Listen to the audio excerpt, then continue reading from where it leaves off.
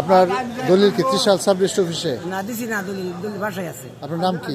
গলিমদ্দি। ত্রিশাল কোন জায়গায় বাড়ি আপনার? রায়মণি। রায়মণি বাড়ি।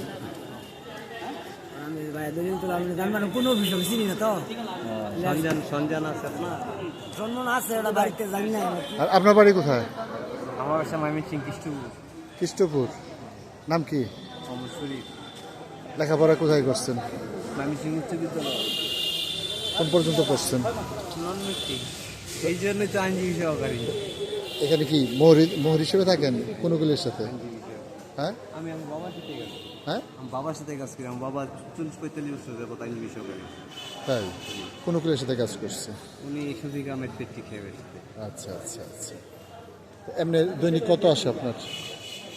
এমনও 20 দিন জায়গা পায় না। বউ বাচ্চা আছে না? আছে, আবার এমনও একদিনে একটা কাজে 10 দিনের সংসার চলতেছে। আবার এমনও আছে 20 দিন পাইতেছি না আমরা। হ্যাঁ, তুমি সাংবাদিক? আমি বলছি আমি সাংবাদিক। আঙ্গর মতো শুরু স্যালারি নয় কি? না না, মানে সংসার কেমনে চলে আমি এটা জানতে চাইতেছি। মানে সংসার তো ছোটখাটো জিনিস না, তাই না? সংসার তো শেখ হাসিনা কইছে কোয়ারেন্টাইনের ছেলে মেয়েদের সংসার উনি চলাইবে, কিন্তু বুঝতেছি না তো কিভাবে চলাইবে। শেখ হাসিনা তো নাই। শেখ হাসিনা বলছিল যে কোয়ারেন্টাইনের ছেলে মেয়েদের সংসার আমি চালাইবো।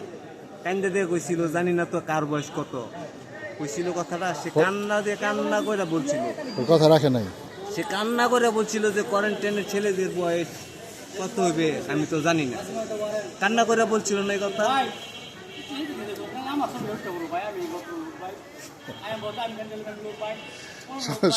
সমস্যা নাই, সমস্যা নাই।